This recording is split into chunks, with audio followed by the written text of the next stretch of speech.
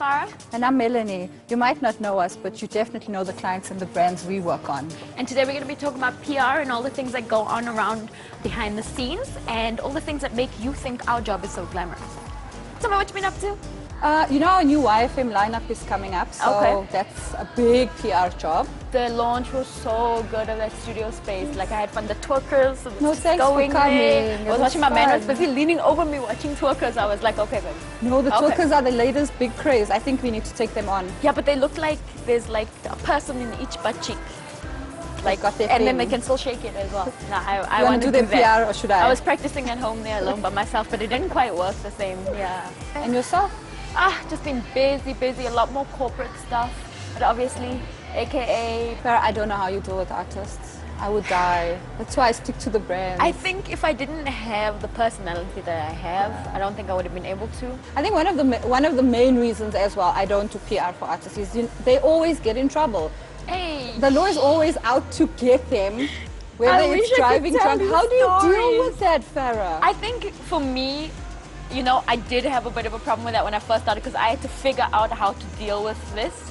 Firstly, when they sign a contract with me, they sign a code of conduct. So I have a code of conduct as well, which tells you how you need to conduct yourself at events, how you need to conduct yourself in interviews. We do a bit of media training where we actually tell you, you know, this is how you need to, this is a good thing to say, this is not a good thing to say. Have you had any drama with any of your clients? Let's say AKA and Denial, for instance. After the summons, there was a little bit of, obviously there was a tiff on Twitter about it, and you know, I had to say, I left him. I'm not gonna lie, I didn't say a word about it because at that point, I was so proud of him that anyone who tried to take his shine away from him, then I didn't care. Whoever it was. No, I hear you. You remember my drama with Hush? Yes. When Minnie Tlamini got supposedly punched by someone. Yeah. The girl is my friend. It was such a tricky situation, trying to protect your clients. Especially in this industry, because most of these people are our friends, or we chill with them, or industry friends. Some are really friends. Some are actual genuine friends. This was a girl I really believed was going places, and this incident happened at my nightclub where I woke up to a million BBMs, SMSs, calls. Apparently, well, she had tweeted that somebody, one of my managers or bouncers had punched her. I literally had left the club 20 minutes before that, switched off my phone, went to bed, and this happened just after. And it's a bit tricky where you have to say, I protect my client, but there's a friend I also need to protect. It was the press release was pretty harsh. But you know what, as much as the police are out to get celebs all the time, people on Twitter are out to get you all the time.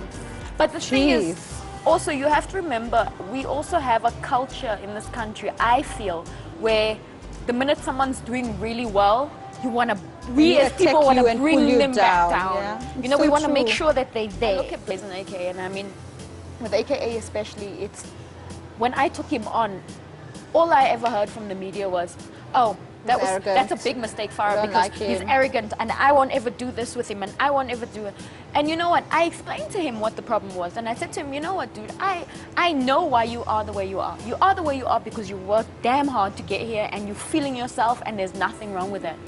But understand that our society, we have to calm things down a little bit because we're not those people. Sorry, but look at Kanye West and Jay-Z. Exactly. No one just says them. No one says they're arrogant. Exactly. People but still love them. It's not the but same. Let's all hate AKA. I'm sorry. Like AKA, I do think he's mad arrogant, but that's the way he puts it out. And the funny thing is, he has to do that. People when you love actually know him and you chill with him on a normal basis, like he's actually so he's such a nice guy. I mean, if he comes to the house and we have meetings or whatever, and my daughter, he's like, say hello to Uncle Kenan and whatever. Awesome. He's the sweetest person. He won't pass me at an event without greeting someone. But you know what? That persona of I'm arrogant, I'm big, it works for Jay-Z. It works for Kanye. For him, I understand why he does it because he gets hated on anyway. I'm sure, every day. But I'm so proud of him for the fact that he stopped responding to all the hate tweets on Twitter, like people will tell him crap and things like that.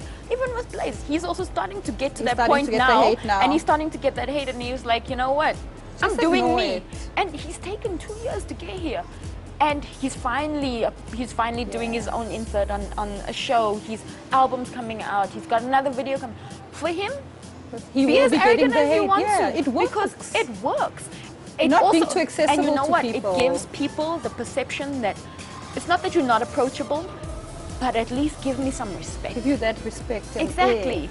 But I think with our cops, if they pull any of our celebs over, they are willing to go. They don't want to bribe. They want to go to the papers to tell you about the story. was found with drugs in her car. And really? Like, there was some story that like the cops said like they planted some weed in her car and they were trying, there was a whole big thing about it.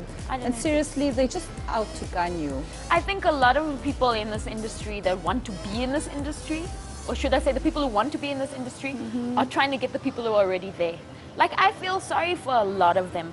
The pressure that you're under as a celebrity in this industry. And we don't even have that much of a big celebrity, you know, vibe in this country. And our presenters, our artists are underpaid as far as I'm concerned. Completely underpaid. They don't make enough, or they make enough, but they should be making more to have these lavish lifestyles. We'll go spend $150 on a CD in Musica for Kanye or Jay-Z, but we won't even spend 60 Rand on a local CD for any local person. I don't get that mentality. I don't. Why? The reason we aren't where Nigeria is because we don't want to support. We don't support each other. We don't support each other at all. We'd rather hate. We'd rather hate. We'll diss you on Twitter, we'll diss you everywhere, and we'll gossip about you.